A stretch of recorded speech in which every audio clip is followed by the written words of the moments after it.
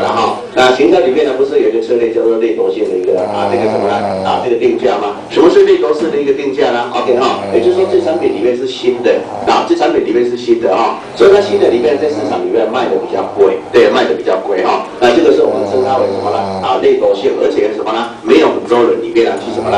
去生产哈，所以只有什么呢？你独一无二的哈，所以这会造成什么？这一些的一个因素的一个存在哈。OK 好，那这些都是一个什么呢？策略性的一个行为哈。所以韩国里面呢，很会耍策略，这个是很会耍策略哈。我们今天那个什么世界经典的一个棒球，今天是对谁？明天吧。哦。